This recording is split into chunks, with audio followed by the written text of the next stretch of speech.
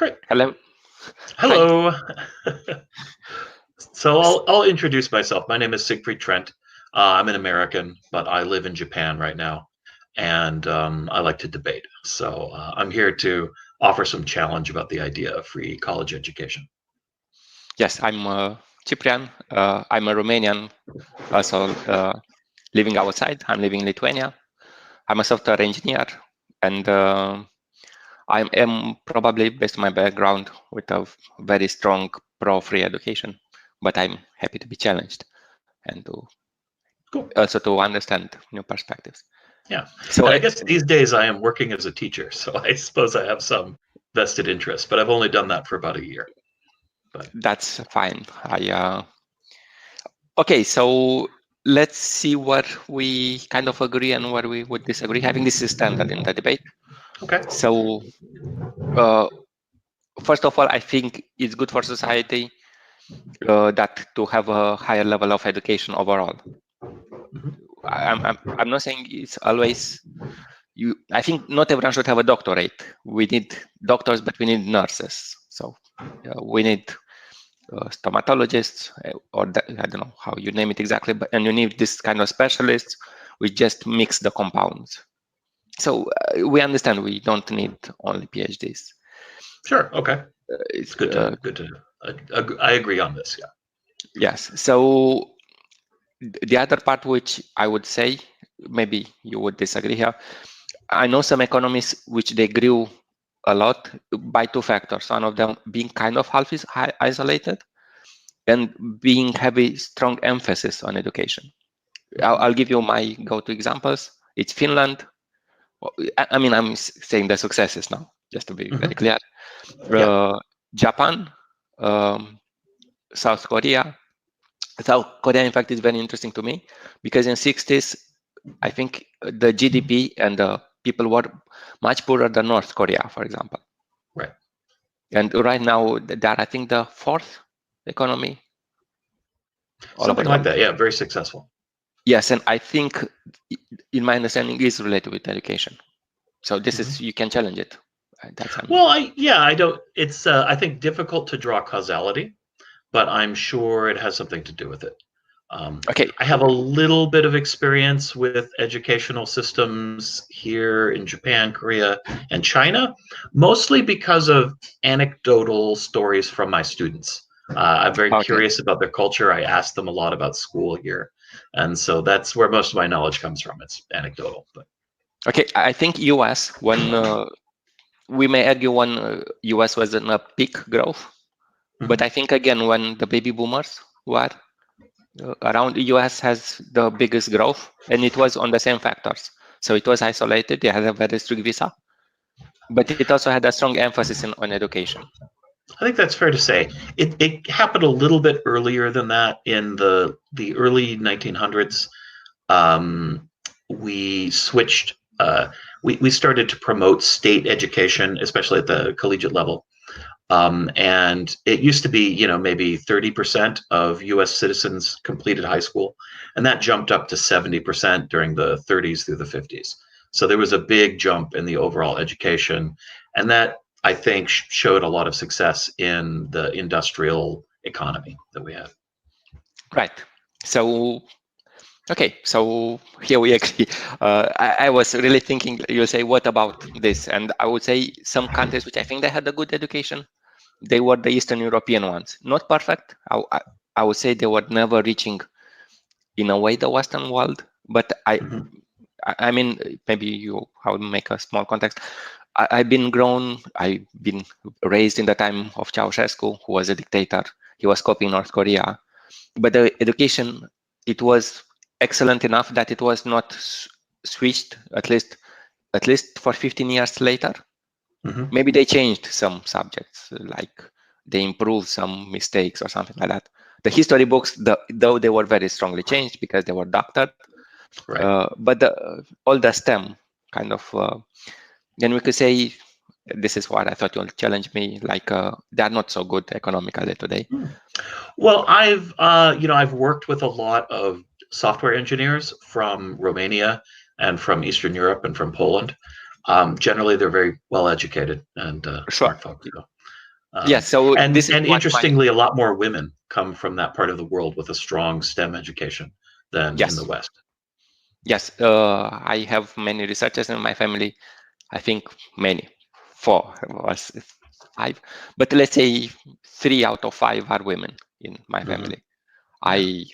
I could go on a research, but I said it's not worth it. But picking that aside, okay. So, and I think the reason why they had good education and not good outcomes, it's basically because they didn't restrict the visa.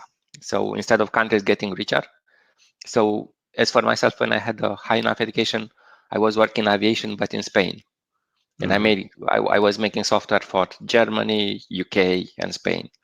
Yeah. After this, I was working mostly for American companies, so I was making rich the American best because of the education. Right. So again, I can see this connection. Okay, so I'm saying this is to be a counter. So let's go to the meat of the problem. I know, and this is, I think you may challenge it because you know Japan and South Korea. I know South Korea in particular has, I don't know which exactly the proportion that I think it's half and half is private versus public. So it's not only free, but I know that if you want the best schools per value, and this is true also in Lithuania, you will have definitely you'll have to shell out some money. I think that's true. Yeah. From what I've seen. Yes. So, and here I agree with it, and I also want to say, because we talk about higher education, very often even poorer families that they want to make their child a doctor, let's say so. Right. Yeah. They will need to pay in particular classes, I don't know how it's named, private lessons from the teacher of chemistry or whatever the field is. So because they have a final exam. So there is a difference in income and will give you an advantage. Right. Of course. Yeah. I think it's impossible to erase the advantage that being wealthy gives you. It's right. Yeah, you know. Right. So okay. So that's what we disagree, strictly speaking. So maybe I'm anticipating your critics, or maybe you have some point. Sure. Well, I have quite a list of things. Sure. So I can start with the first one if you like. Some of these Sure. are really just questions. So the first is, if we're going to give free education, how much should be paid for? In America, we have a 2-year associate degree, 4-year bachelor's degree, usually 6 years master degree, 8 years for a doctorate degree. Those are kind of the basics. But Yes. really, to be honest, only, let's say, 20 or 30% of college students finish a 4-year degree in 4 years. Often it takes them 5 or 6 years. Half of them don't finish within 6 years. My sister is a bit of a serial education person. She's been in school quite a while. This is pretty common. It took me about 5 years to finish my 4-year degree, even though I was pretty dedicated, maybe 4.5 years. It can be difficult. You might just be able to not get the classes. So yes, there's a question of how much school are we willing to pay for as a baseline for everybody in the country? What do you think that limit should be? Or do you think it should be a flat limit or something that's gradated based on performance or something else? Okay, so to me, I don't want to say it's. I think this is not the right way to think about the question. So, but I will answer to strictly. I don't want to avoid. So I'm simply thinking that the high quality services, at least as of 21st century, we can't do it ourselves. I will put the simplest service, which we know the state does it for us, the building roads. In the past, to build a road, you'll cut the trees, you'll remove the leaves, you'll throw some stones, and you had a road. Yeah. Today, you have to put kind of 6 layers, if I'm recalling right. You have to put the right amount of cement and so on. So we externalize this, I would say, high school level services, because we don't know how to do it. I don't know it, maybe.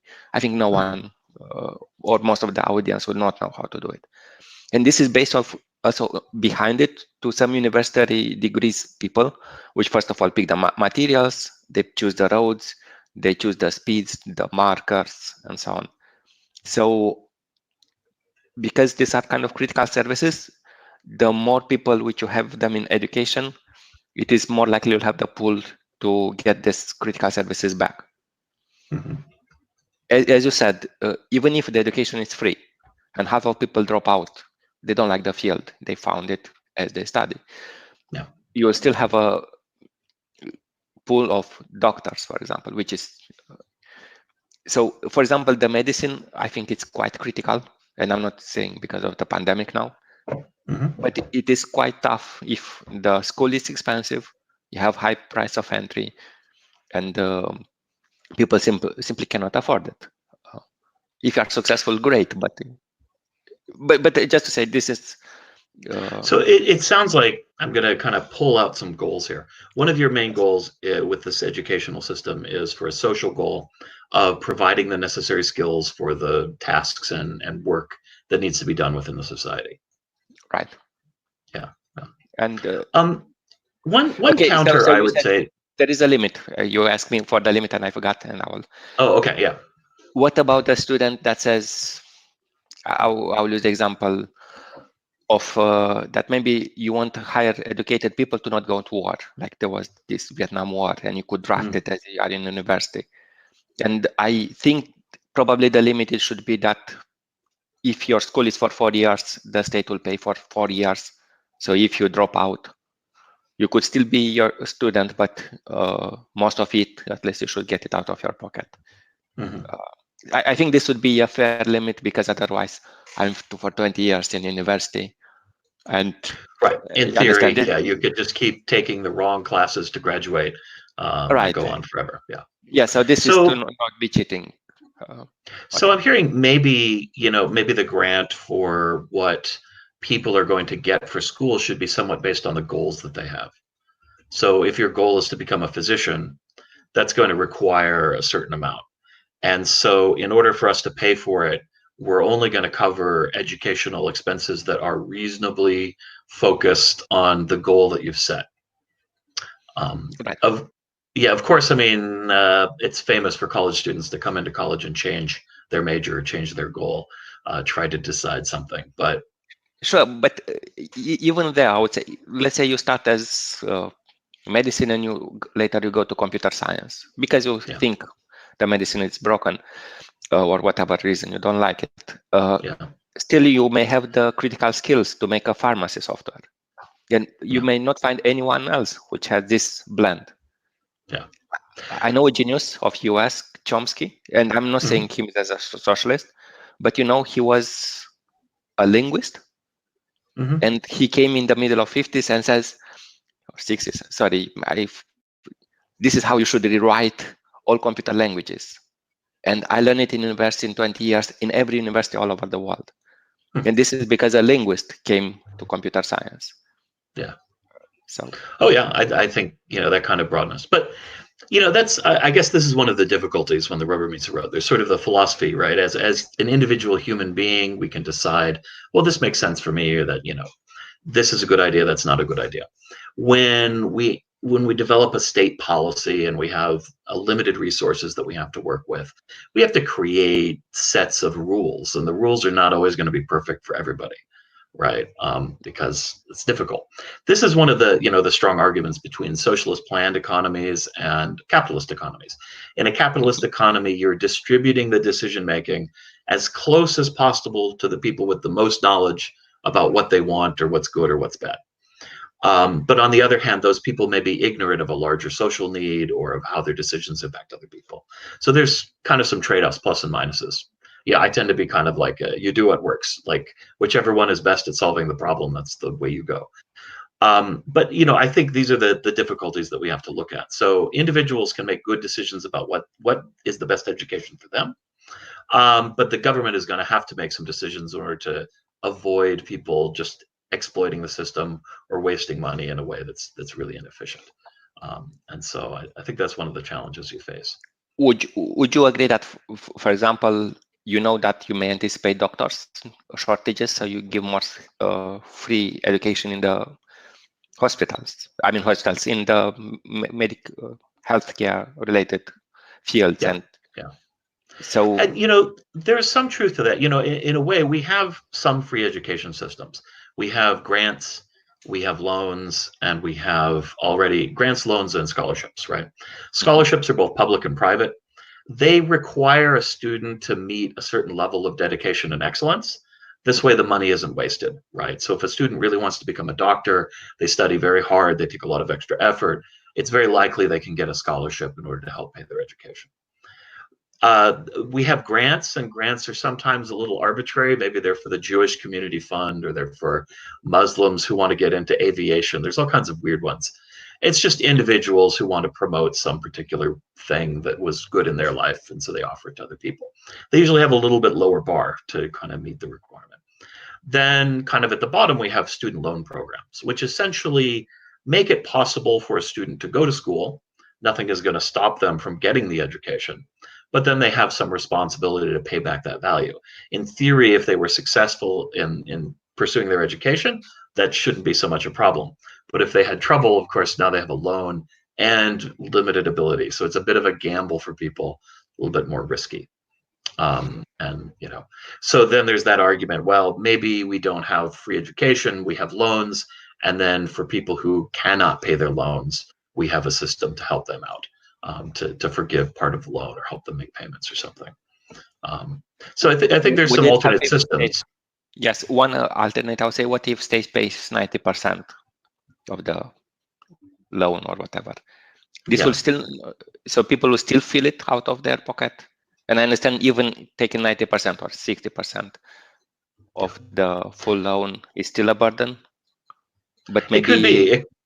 It's going to depend on each individual, right? So maybe one counter proposal is that we use a loan, a guaranteed loan. Anybody can get one of these loans, up to a certain limit, because again, you just don't want people going crazy because they burden themselves unduly, right? So the loan should be somewhat tied to the goal that the student has. And then if a student afterwards finds it difficult to pay the loan because they cannot achieve the income they wanted, then we can help them out. It's a little bit more targeted. The people who need the money get the money back.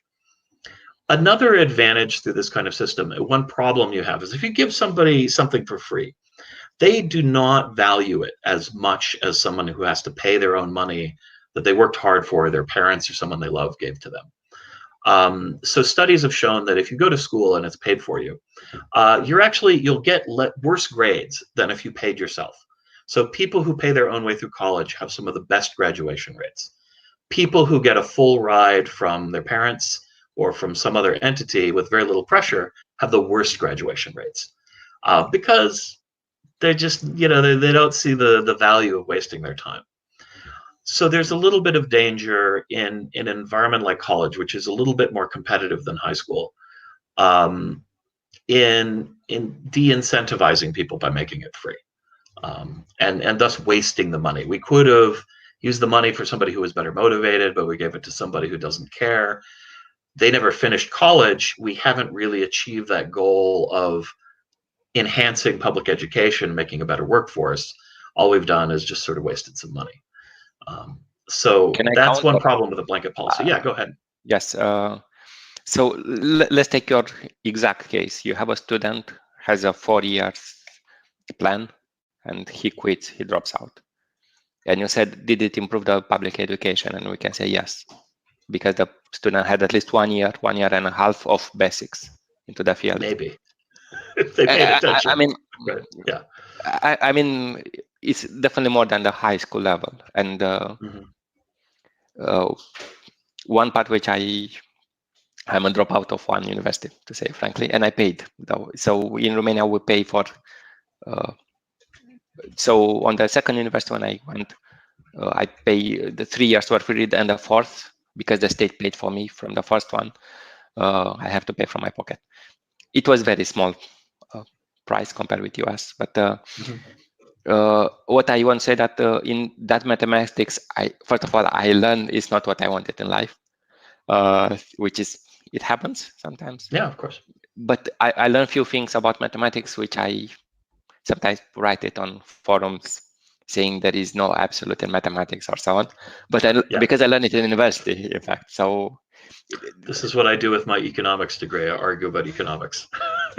Right. So, but I'm saying even if I'm a failed, let's say, math teacher, strictly speaking, I still had the skills to make some decisions, and I understand I should pay back for some of the service or all of the service. The other part, which I can see it as a counter, is that even the failed students, which in informatics, what a failed student would do, he would become a teacher.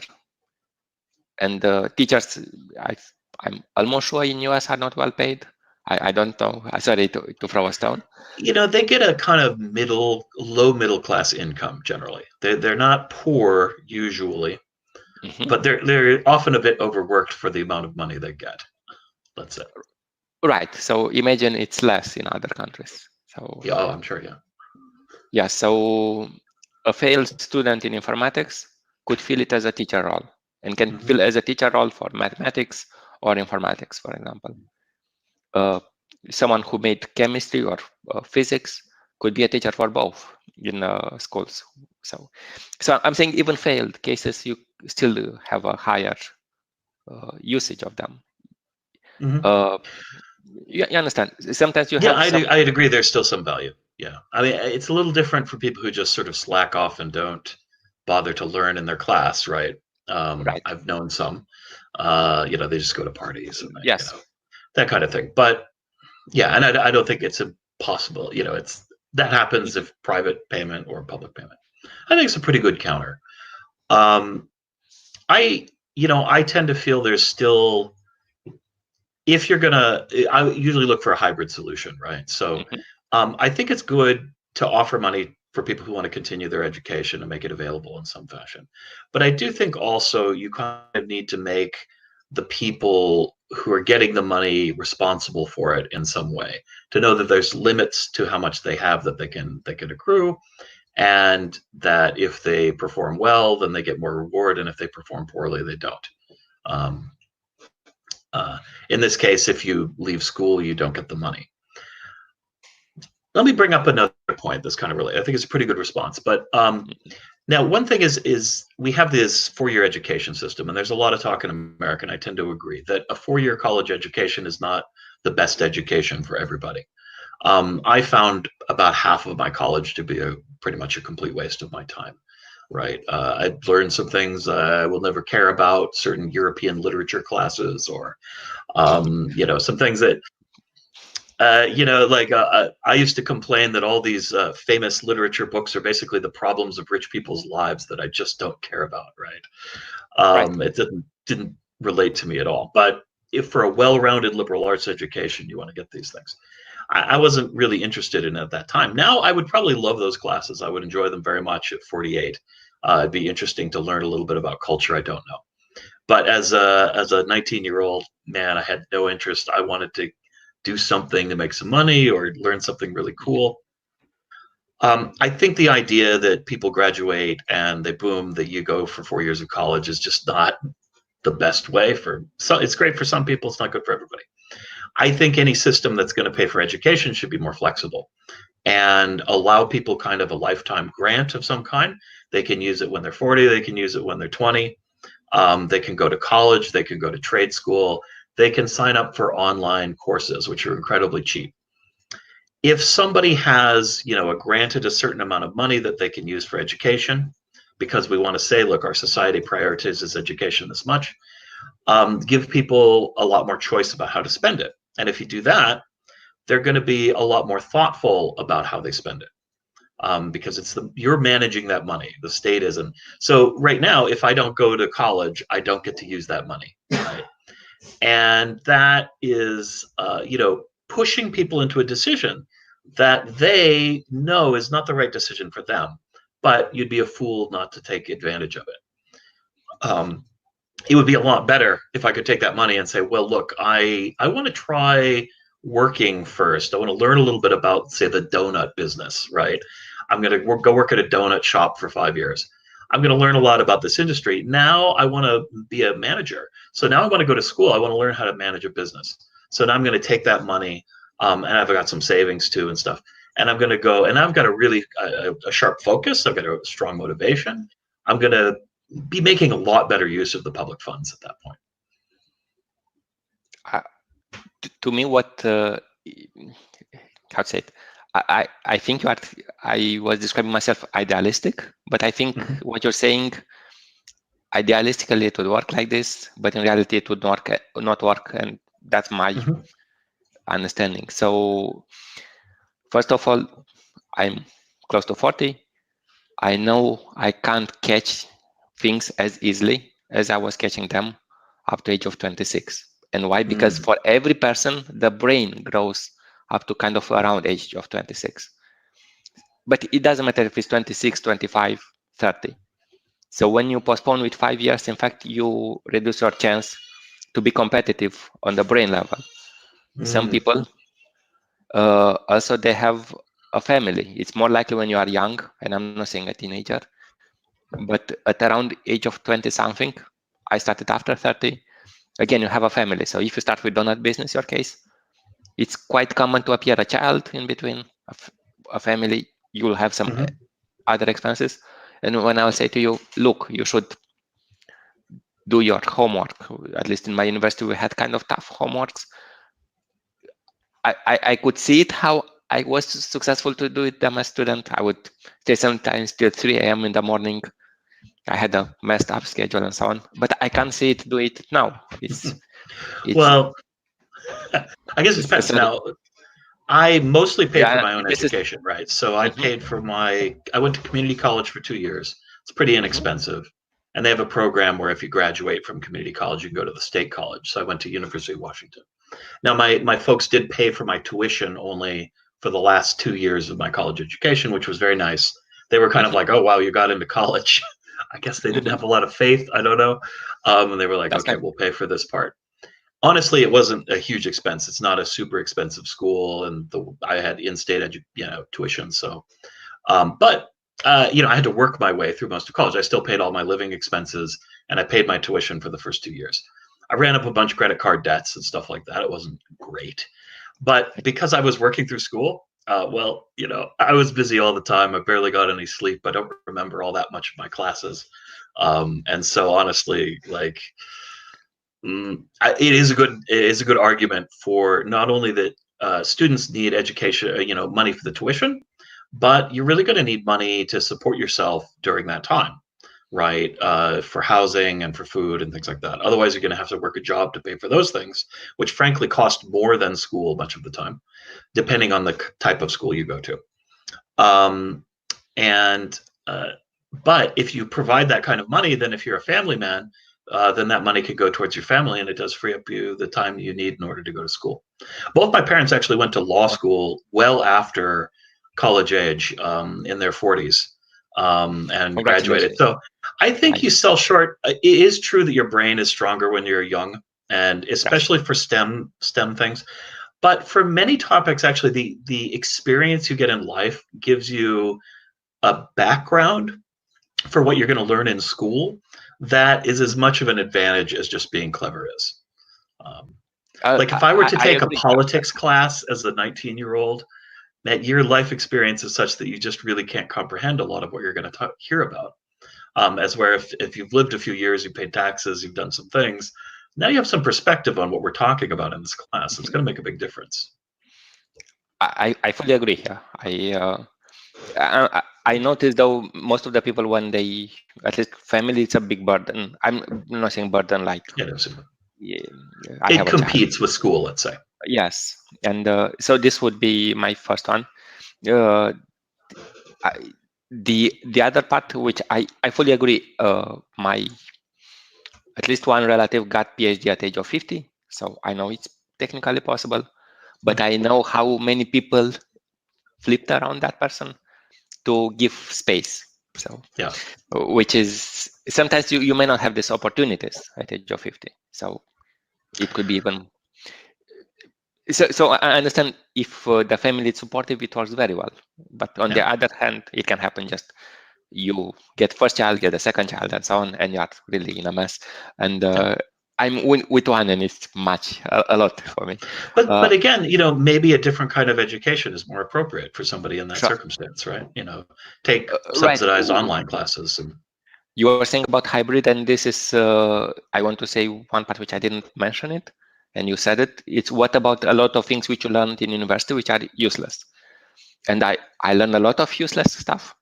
I did a informatics kind of computer science degree, and we learn about algebraic languages, which are, you can see only in scientific papers, that thing. Mm-hmm. You can't add two numbers, you have to define addition into it. You define it Right. mathematically. So this is nonsense. You'll never learn. I mean, you learn it, you understand what's the nonsense about it, and you go forward. And we had exams, and you have to pass them supposedly. So so I understand this part. And one stressful thing, I think, when the people make this curriculum, is that they have many competing issues. So probably they say maybe some people will become researchers because you want research. So you'll say some people would want to make up, I don't know why you learn these liberal degrees, but I'll say maybe they say some, I'm not sure if it's related with economics or not, but say maybe you can evaluate from the culture how the economic system should work. Yeah. That's my understanding when the teacher did it from, give it this kind of. Well, I mean, there's a liberal arts philosophy, which is just that a well-rounded thinking person is educated in many different fields, right? And that it's just simply good to have a well-rounded knowledge of the world, because you never know what circumstances you'll find yourself in. I agree with it to an extent. I just think that when you're paying a lot of money, it's good to be a little more focused, and some of this sort of more, let's say, trivia knowledge could be done on a different channel, right? Watch some PBS programs. I learn an awful lot watching TV, YouTube, many other things. I think you can get well-rounded through something that's a little cheaper, let's say. Okay, so what would you say about trivia, but in specialized ways? So I would say compilers. You heard languages, they have a compiler, and the compiler has kind of complicated theory. You learn in kind of 1 year. Yeah. But you can go to masters and you go another year. I didn't. I got the first year. And you learn first one. I said to you about Chomsky. Yeah. First half you learn Chomsky stuff. The second part you learn something on top of it. Yeah. And you can, to be frank, you can learn it on YouTube. I've seen clips. You could, yeah. But it certainly helps to have a guide, right? Yes, and you can understand there is a difference between 1 year and one YouTube when you say this is how you basically chop through. And to be fair, I never used, I'm wrong. I didn't use for around 10 years anything about compilers theory. But I learned after I became senior in a languages kind of job, which I'm doing now in security. I needed compiler theory. Yeah, and I'm one of the few guys which knows it. And I'm not saying I was lucky, to be fair. I know still no one, I mean, not more than 1 in 10 people of my level of work did use this theory. Yeah. And I'm saying this is a lucky thing, but I'm saying you have to be a bit broader because you don't know the challenges. I'm saying we had also I wouldn't use stupid, it's wrong, stochastic calculus, which maybe you say, wow, how practical is for you in economics. I don't know, sorry. But well, I only have a bachelor's degree in economics. That's like, I probably took about a couple hundred hours of instruction, and that's it, right? It's enough to know the basic theories, not much more. Yeah, so I'm saying it would be fine statistics. For example, statistics I think is very practical. Even I didn't use it. At least you should grasp what it's P or whatever. But we did the second level stochastic calculus on top, which kind of gives some prediction. Maybe it could be used with machine learning. I don't know. But you understand, we had a lot of nonsense. But I know there would be 1 in 100 students that will need that stochastic calculus. And you can say maybe he could take the alternate. Yes. I would say, like, maybe there's a more efficient way that we could do this, right? Which is to make the learning more on demand, and you take your classes and then you're like, wow, I need to learn that. You go back and you take the one course instead of a 4-year degree, right? And you're like, okay, I took the courses for this thing. Now I have this skill. One interesting thing in Japan that's very different than America, I'm not sure about Eastern Europe. Students go to school here. They really don't care what their major is for the most part in college. They go to college. College is like break time here in Japan. High school is incredibly hard. College is when you chill out and you have parties with your friends and you don't worry so much about your grades. But it's important that they go nonetheless. And then when they're done, a company picks them up. Now, maybe you studied computer science. You're going to be a salesman. Maybe you studied sales. You're going to be a dairy farmer. Maybe you studied, the companies are like, these big families, and they just take people in that they think are good people. Then they decide what they're going to be best at, and you just do that. You don't apply for a job, you apply to the company, and the company picks your job. And they will send people to like America. They'll be like, okay, you're going to be a sales director. We're sending you to America to get your MBA for 2 years. And the company pays for their education, pays for their trip, pays for their lifestyle. And then they come back and they've got this new job. In some ways, it's more rational, right? You're only learning the things that you actually need to learn when you need to learn them. It's, of course, in America, a company would never do this. I tell them, they're like, really? I'm like, yeah, no company will send you to school for 2 years just so that you could do a different job. They will just find somebody who has that skill already, hire them. Totally different, like, workplace philosophy. And the education system and the way the corporate world works are meshed together a little bit, right? So, of course, my perspective on education is very American-centric. But there's many ways. I think there are many strategies that can work, right? They're just different. One problem, sorry, because I thought you were. Please. I was just going to move into a new challenge because I think we discussed this pretty well. Yes, I want to say one challenge to myself, and maybe you can comment on it. So, I was saying initially that most of the countries would and maybe should use the free education especially to anticipate holes in demand. Like we need chemists, we need. Sure. Okay. So the problem is that it's very likely that the countries will focus on STEM, like mathematics, and very little on liberal arts. Maybe they will do something like economics. They will do something like teachers, pedagogical or something.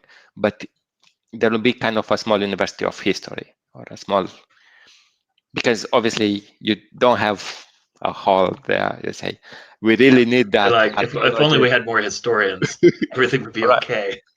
Right. And yes. So this, I'm sure this is one challenge which I right away don't have a success story. Yeah. And I'm not sure it's a big worry. There is, a lot of people in America, you say, we're going to pay for kids' educations, and they're like, oh boy, like, we got some people on call out who'd be like this. They're like, great, so kids are going to go get history majors. We're going to pay for it, and then they're not going to have jobs, and it's just to be a big waste of time. Yeah, so what do you do for that?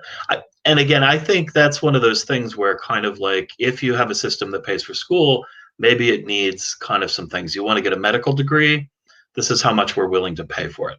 You want to get a history degree, this is how much money the society is willing to pay for this.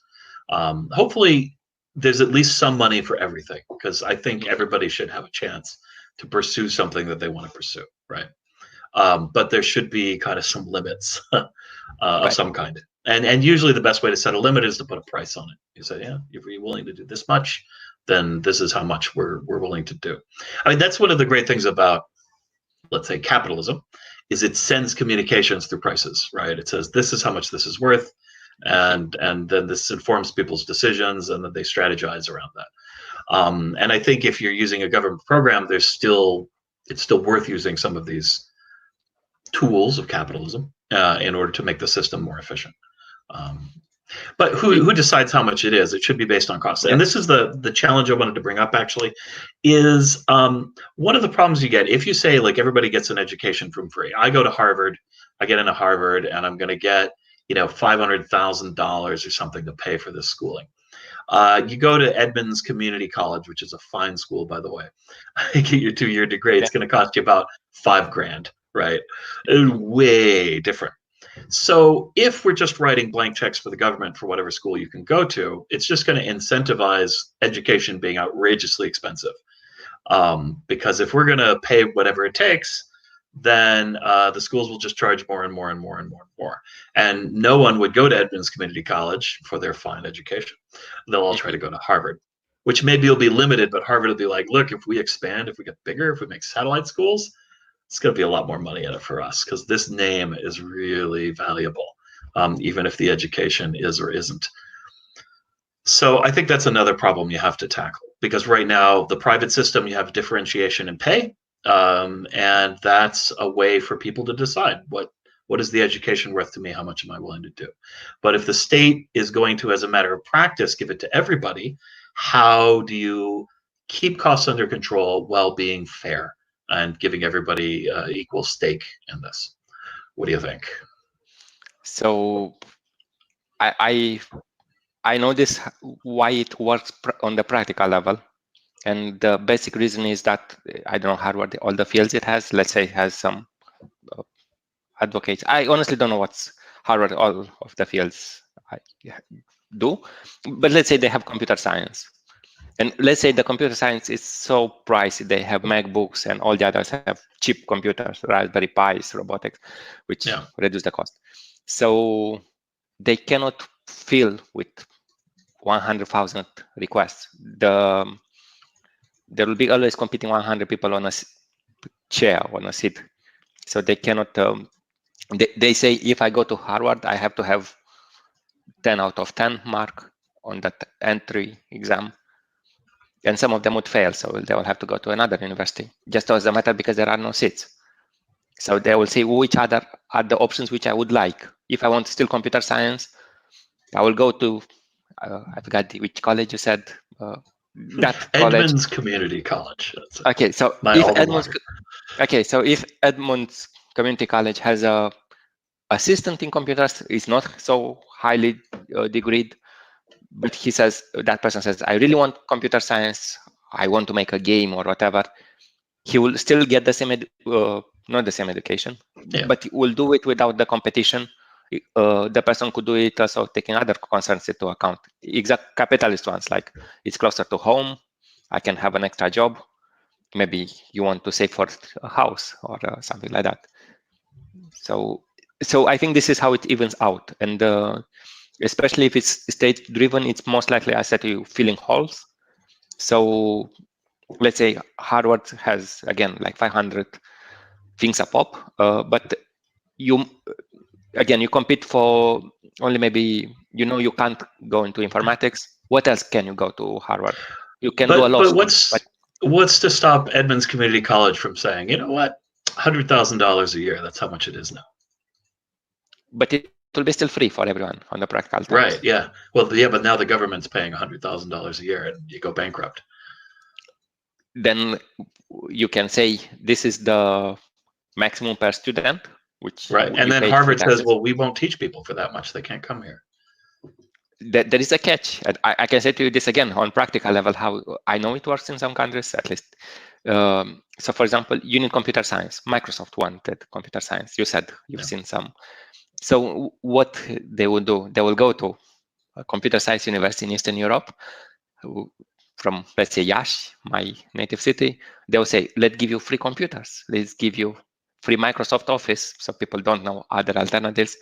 Let's give you some money as university and some computers, but to make a class of Windows programming. Mm-hmm.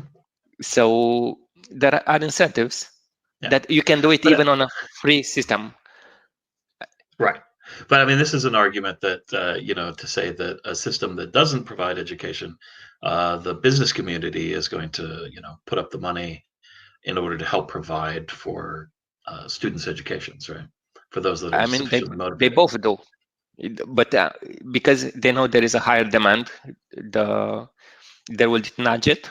But still, this is also because there is a demand. If, let's say, there is a faculty which has no demand, let's say, for whatever reason, chemistry doesn't work anymore, and you still have 100 free seats and kind of half of the seats are filled, not being a demand, no one will help that university and will say, look, we have to shrink, and so on. So it gives a cycle of feedbacks. So So I'm saying Harvard, because they know they want competitive students and they want their students, they say, look, we'll help Harvard with computers or something like that. And because I want them to know Max or whatever, it'll be the. So in this way, I can see the cycle still giving this feedback and. A little bit. So here's another challenge that comes up is a lot of colleges like Harvard are big state schools. They have an incentive to, we say, separate the wheat from the chaff, right? Which is to weed out weak students. They quit. Stronger students go on to graduate school. And so you have kind of a pyramid, you know, they'll start at the bottom, weed them out. If we're as a society paying money to get educated students, is it acceptable for us to pay money to an institution that is purposely trying to stop some of those weaker students from getting an education? Or do we want an educational system that is geared towards guaranteeing that everybody who shows up at the school is going to walk away with sufficient knowledge in order to make a living in the world? Because right now, the American school system, we just pay them to come in. A lot of the time, we're going to pay money and those people are going to fail. And we'll have not achieved the goals that we're trying to do. We've only made education more expensive for everybody else by increasing the supply side and then allowing people to raise their prices indiscriminately. And we're not necessarily going to get the effect that we want. We're just going to spend a lot of money. Strictly speaking, we want a better education overall. So yeah. So but if the school system that we're paying into isn't designed to overall educate the public, is designed to winnow out and only find the best of the best, is that a good idea? I think it depends on case-to-case basis, because, for example, if you have no historians, let's say so, it's still good to have some historians, even with at least to have the skill sets, because it's hard to rebuild all the skill sets all around it. So, and this is a very different case to a very competitive university. So I think right. Well, that's the thing. I mean, we pay for, like here in America, for primary education and through high school, right? But the high school system, the public education system, is not designed to find the elite students, right? Now it does that a little bit sometimes, but the real design is to get the most students through the system, to get the maximum number of people to have the education that we're hoping that they can, right? The college system in America is not really designed for that. Okay, can I ask you one thing about high school? Maybe is it high school kind of mandatory? I understand you can drop. Yeah, it's generally mandatory. You are expected to go. You're expected to send your students. If somebody, fails sufficiently, they won't keep them in it forever. They'll be like, okay, well, sorry, your time has passed. You're too old now for this school. So you can age out of it, but it's basically required. Okay. So because there are some changes, but my expectation is that the first 8 years we learn basically very basics. We learn very basic history, very basic physics, chemistry, and so on. Biology. You learn theory of evolution in the 7th grades, for example, but it is basics. So, but to do the first 12 years is expected as society, but it's not mandatory. And you are competing for the places. So it's free, but it's competing. It's very close. It's not as competitive as university, as you say. And I said there are universities between the fields. There are different competition levels. So, in Japan, that it is like that. Actually, high school is extremely competitive. Which high school you go to is a huge deal. So it's in Japan. Very close. It's close. It's not as in America. You just go to the school that's near you for the most part, or your parents pay for private school, one of the two. Right. There's not much elite difference between one school and another. Well, there are districts, so some areas of the country, there's a lot of money for school. So parents would like to move to the rich neighborhoods so their kids go to the schools that are well funded. But there's not a fundamental difference in those schools. One part which I particularly was into, don't you have the Olympics? So to me, I wasn't to Olympics. No, so one part which I particularly I was pushed to go to Olympics, and this was the other way which you are very competitive with. So Yeah. I was in STEM, like physics, chemistry, math, and informatics, and I was always competing. So Yeah. I have prizes and so on. So there, at least for me, there was this image of being incentivized to go to Olympics. So, and this was a factor of pride, at least in. Of course, you could just smoke weed. We don't smoke weeds, but you understand, nothing stops you to do this. But it was already competitive, at least on the. I don't know. It is quite important to say I agree, I yeah. was Olympics into Olympics. But I mean, teachers in school look for children who are struggling and try to pull them up, right? As where teachers in college don't often see that as their responsibility. If they see a student struggling, well, they struggle and maybe they fall out. That's okay. They're going to focus on the students that are really brilliant and that are going to, become the great doctors of the world. Those are the people that college professors are going to spend the most time with. They're not going to spend a lot of time with, Slacker Joe over there. As where in an elementary school, it's actually Slacker Joe that's going to get a lot more attention than the brilliant kid, because the goal is to get everybody at least the basic floor, right? So I think because you have two systems that have a different incentive, you want to approach them in a different way, and just a blanket everybody goes for, gets this free funding is maybe not the right approach in an environment that is inherently competitive and designed to find out what level people can attain, right? At least on the high school, we have exactly these exams of admission. So you can go to, at least again, in my time at around year 2000, there was a very, I don't know, wished, everyone want to go to that particular theoretical high school. And the part was that you are competing 3 or 4 people per seat, and this is huge. So if you were not in the first quarter, you have to go to other high school. And there is also, if you would go to that space, let's say you really wanted to go to that theoretical high school, and you had a kind of bad mark, but you are exactly on the bottom quarter. So instead of doing mathematics and physics, which was very highly esteemed at the time, you'll go to literature, for example. And again, this, I think it was the biggest mistake of the system, in my view.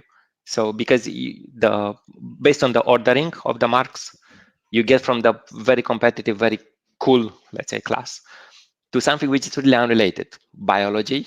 And maybe you like biology. I do. But if I want to go to informatics and I get at the end the diploma of biology, it will be really tough.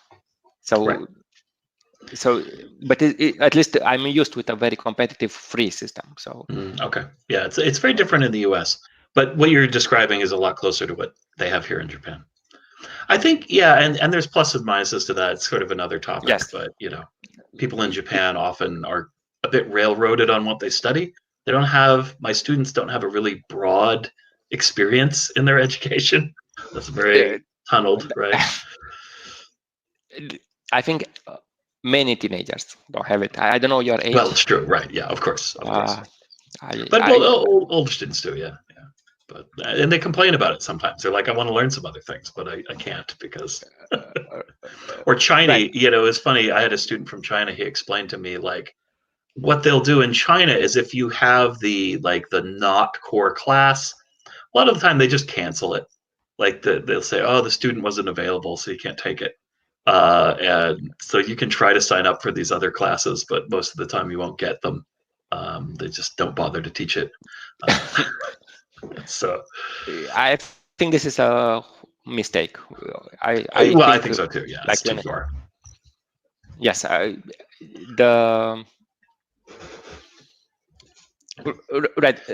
One part which I'm surprised, I would say, about the high school, as you said, don't you have a specialization with the high school? That's so. For example, I will put. I had the option, and I initially wanted to go into informatics, and I got with a different mark to economics. And after that, I was fighting for around 1.5 years to move from economics to informatics, but economics on high school, not bachelor. Right. I know very basics. I know what a balance is, if you know what. I'm not sure if the format is the same even. Market equilibrium, we call it. Yes, so that thing. So this is what we learn in the high school. And I hate it with passion, but I was assigned there. Most people do, yeah. Right. So, and what I want to say that because you have this specialization, one good or bad thing is that you learn some skills, like some people learn mechanical work, or they learned how to do sewing, but sewing not like with a proper machine. Or I was doing computer science, and so you have this kind of competitive, but you also have specialized competitiveness.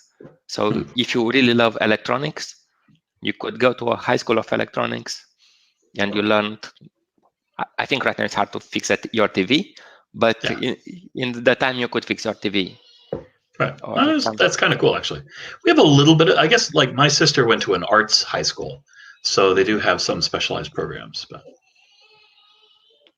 okay, so and free, just say yes, you understand. And one of the worst high schools as grading, people to incentivize students to go join it, they will give driving license at the end for free and something like that, and it costs something, not a lot, but it's still visible. So so people will get the driving license for free, also part of the mechanics, because no one would want to go to mechanics.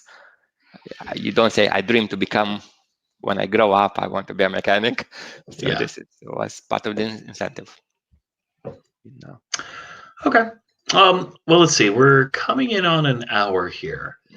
So I've given you a few challenges. I mean, our opinions are not wildly different.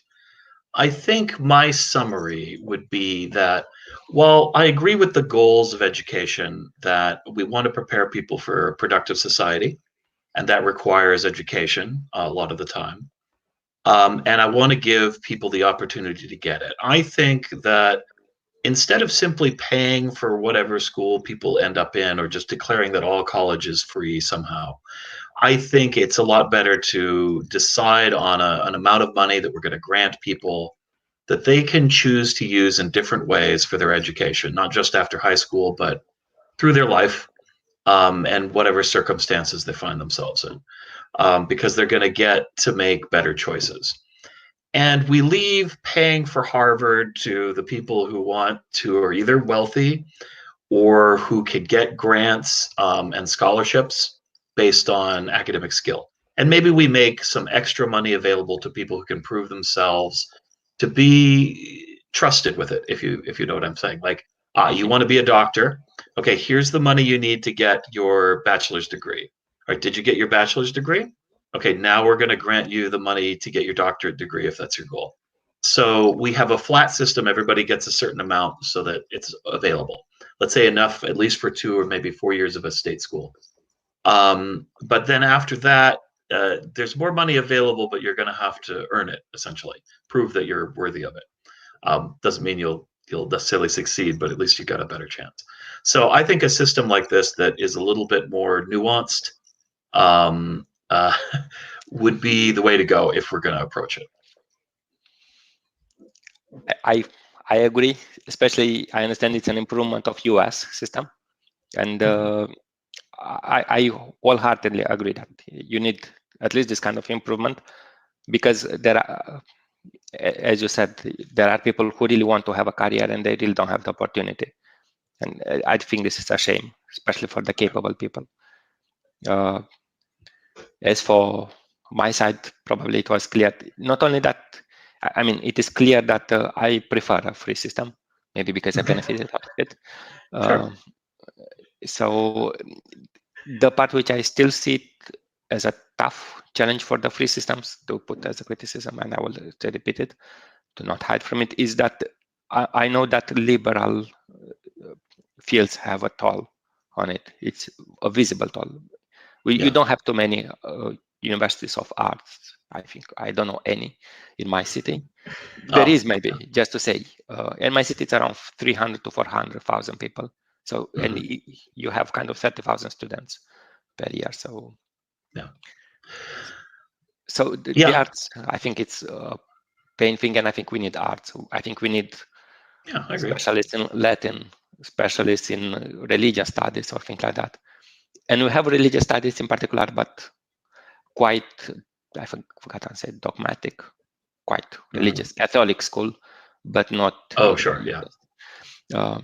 All right, so this I think is the challenge which the free system should overcome. What if there is really no demand, but in future you still want to have the skills? Yeah, and that's I think America needs to, I think the world a little bit needs to realize that the traditional liberal arts education, the four-year college, well, it's still a valuable institution.